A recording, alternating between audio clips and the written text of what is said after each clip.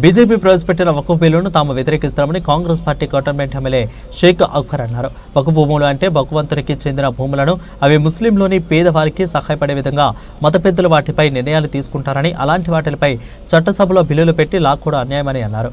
వక్ఫ్ బిల్లులు ముస్లిం సమాజం మొత్తం ఖండిస్తున్నామని అన్నారు. ఇప్పటికైనా బీజేపీ ప్రభుత్వం తన వైఖరిని మార్చుకోవాలని డిమాండ్ చేశారు. మస్జిద్ సంరక్షణ కానీ, మద్రసా సంరక్షణ కానీ, దర్గా సంరక్షణ కానీ వీటన్నిటికీ వక్ఫ్ అండర్లో వస్తాయి. వక్ఫ్ ఎస్పెషల్గా మన పెద్దలు దానం చేసిన ల్యాండ్ ఇది. ఎస్పెషల్గా ముస్లిమ్స్కి పేదవాళ్ళకు ఉపయోగపడేటట్టు చేసిన ఈ జేపీసీ ఈ వక్ఫ్ సంబంధించిన దాంట్లో 100% ఫెయిల్ అయింది. వాళ్ళు సరైన ఒపీనియన్ తీసుకోలేకపోవడం వల్ల ఈరోజు ఈ బిల్ అనేది పాస్ కావడం జరిగింది.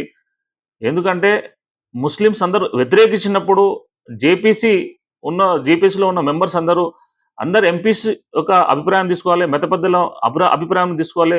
తీసుకోకుండా వాళ్ళకు అనుగుణమైన వాళ్ళతోని అభిప్రాయాలు సేకరించేసి జేపీసీ అనేది రిపోర్ట్ ఇచ్చింది. అది 100% తప్పు. ముస్లిమ్స్ మీద అటాక్ చేయడానికే ప్రతిసారి బీజేపీ గవర్నమెంట్ ఈ విధంగా చేస్తుంది. హిందూ సమాజం కూడా ఆలోచించాలి. ఎందుకంటే ఎస్సీలు కానీ, ఎస్టీలు కానీ ఈ విధంగా మన కాన్స్టిట్యూషన్ని